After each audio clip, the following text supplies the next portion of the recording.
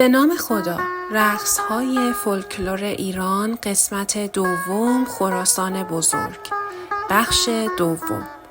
در این بخش به بررسی تاریخچه رقص‌ها در خراسان بزرگ، سپس آیین‌ها و مراسم و در انتها انواع رقص‌ها و خصوصیات برجسته آنها پرداخته می‌شود.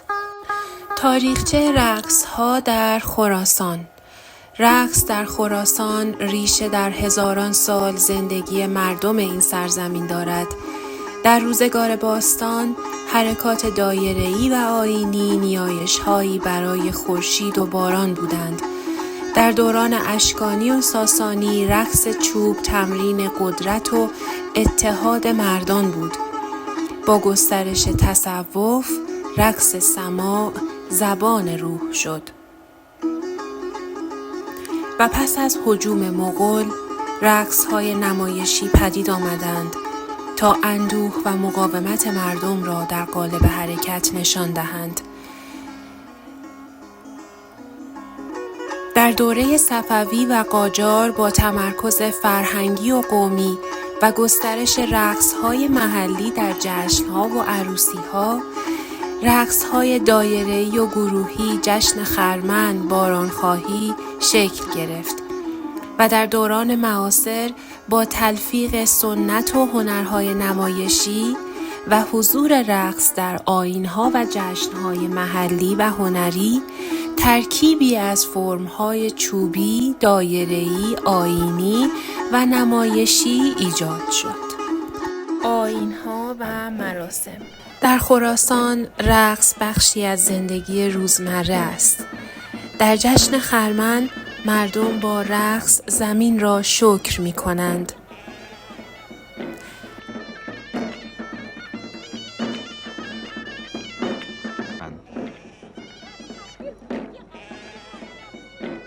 در عروسی‌ها دایره رقص نماد پیوند و شادی است.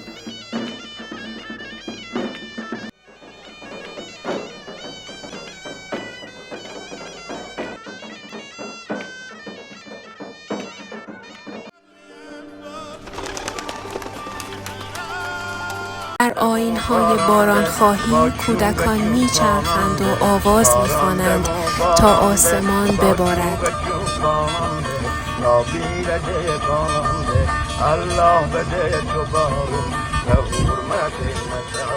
و در خانقاه‌ها صوفیان می‌رقصند. رقص در این سرزمین از کار تا دعا حضور دارد. انواع رقص‌ها.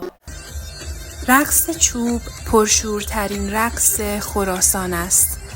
مردان در دایره‌ای منظم چوب‌ها را در هوا می‌چرخانند و با ریتم دهل و سرنا ضربه می‌زنند.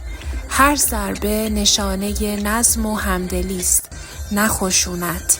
زمانی تمرینی برای نبرد بود و امروز نمادی از وحدت و شور زندگی مردم خراسان است. رقص دایره‌ای کهن‌ترین رقص مردمی این دیار است. زنان و مردان دست در دست در حلقه‌ای بزرگ می‌چرخند. هر گام بخشی از چرخه زندگی است. کاشت، رشد، برداشت.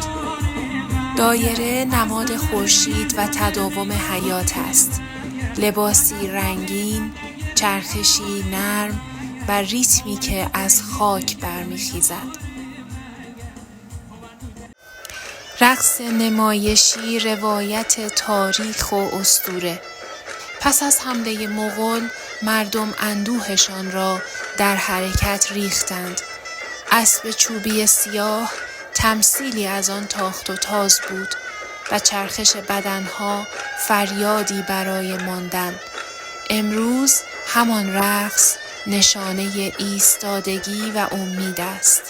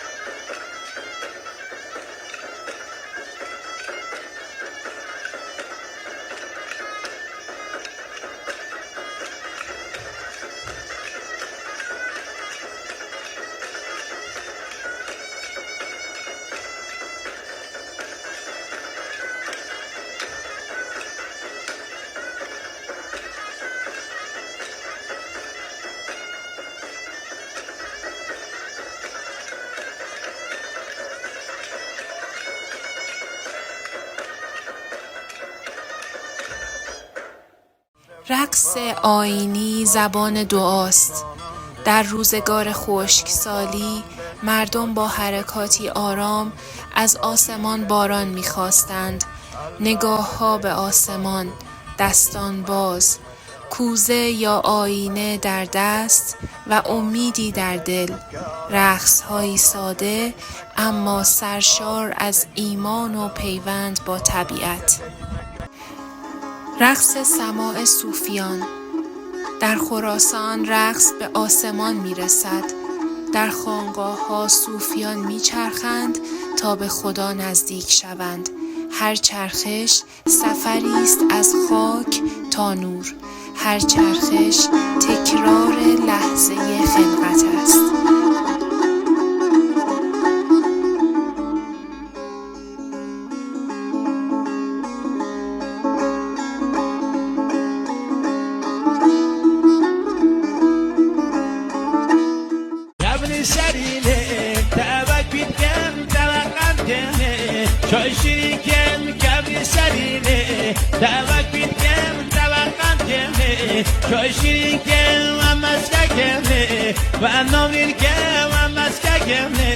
و نامین که